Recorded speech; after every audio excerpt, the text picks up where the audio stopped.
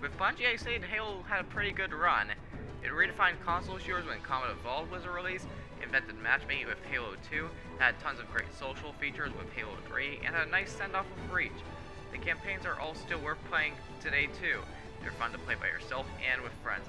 Sure, there are some rough edges with Halo 2's launch controversies and Reach being generally worse than the other games, but Halo is a great franchise. Keywords being with Bungie and was, because everything went downhill after Microsoft put 343 as the new lead. Halo 4 started a transition from Halo revolutionizing console gaming to copying Call of Duty.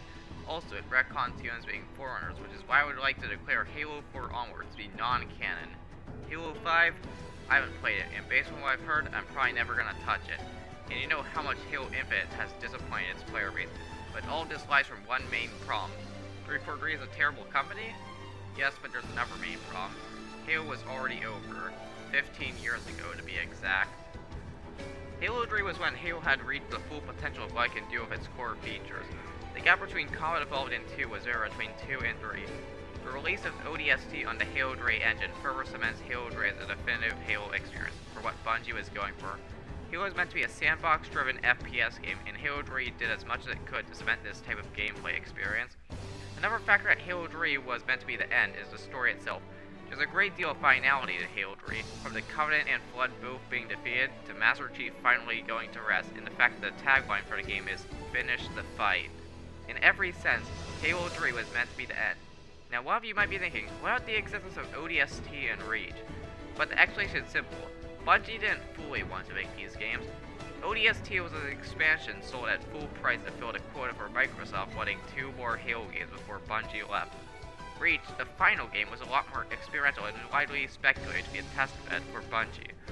Not to mention, both games were prequels, further implying that the main story for Halo was over. But Microsoft wanted more money, so they hired 343 to continue the franchise, and now they decided to continue Halo by tearing down everything it had established. Everyone knows that Halo 4 had completely revamped Halo's structure, but what's talked about most is the gameplay and art style, which is a good place to start out. The art style in the original Halo games is an absolute classic, with clean designs that are very recognizable and eye-pleasing.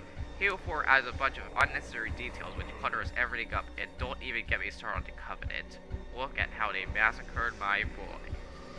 The Porters were also ruined by the same day that messed with the UNSC aesthetic, and decided to make everything bright for no reason. Now we've rooted out the most obvious problem, let's move on to the gameplay. Due to the addition of Sprint, the tracking of the projectile weapons of the Covenant is increased, making them unfun to fight. The Prometheans are unfun to fight right out the gate. The multiplayer is ruined by the mass copying of Call of Duty features, such as sprint, loadouts, perks, and kill streaks. And the founding destroys the story and characters. Master Chief and Cortana act drastically different from the original trilogy, and the whole story is either filled with confusing garbage or melodramatic garbage. Also, the retcon of the humans no longer being foreigners is so bad I can make a whole video on it, but I won't, because that horse has already been beaten to death. The sequels don't fare well either, because they keep rebooting upon themselves repeatedly. 343's Halo games have been an ouroboros of cannibalizing the previous games. Halo 5 switched to a new advanced mobility style for the multiplayer, which I heard is fun, but not like Halo, and when you buy Halo, you want Halo. I can't speak on Halo 5's campaign too much, as I haven't played, but one thing I know about the story is Cortana coming back, which is downright idiotic. So how does Infinite fall on this controversial entry? It goes back more to the classic style, which is good, but keeps Sprint and Clamber for some reason. And the story just reboots itself again by killing off Cortana off-screen, giving us a brand new Cortana, and replacing the Prometheus with a new faction called the Banished, which is basically the Covenant 2, the sequel. All of this on its own is fine, but when the games retcon themselves not one time, not twice, but 3 times, that's a bit ridiculous. I wonder what the next game will do. It's a reboot! Why would you reboot again? That's like Pixar announcing Toy Story 5 even though... Hang on a second, I'm getting a call, I'll be right back. For me, the cycle of failed rebooting proves one thing. Halo has nowhere to go. It ended and all franchises should end at one point. You know which company knows this? Valve. This might be a spiciest take of the video, but every franchise Valve owns other than Half-Life has come to a proper close. Left 4 Dead 2 added everything Valve wanted to onto the original, so the gameplay perspective, it has nowhere else to go.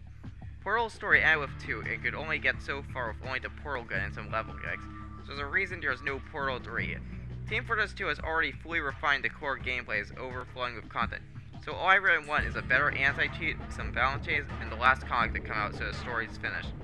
Half-Life is the main exception to this, and if Half-Life 3 is ever announced, it'll probably be the most hyped game of that year. The main point is, Valve knows what a franchise has done, and all it's left is some changes or the odd spin-off. Unless it's Half-Life, please, we need to know what happens next. But I think you get the idea. Let's wrap this up. Over the years, I've started to become averse to the concept of never-ending franchises and infinite live services. Think about stories that they're supposed to end. When Avengers Endgame was released, I thought that would be the end for Marvel movies and they would release way less frequently, but Phase 4 proved me wrong and people disliked it. There are probably countless examples of a franchise going beyond its intended life, but you get the point already. Halo has exhausted itself creatively, and another reboot isn't going to save it. Thank you all for watching, and I encourage you to subscribe if you liked what you saw. I'll see you in the next video.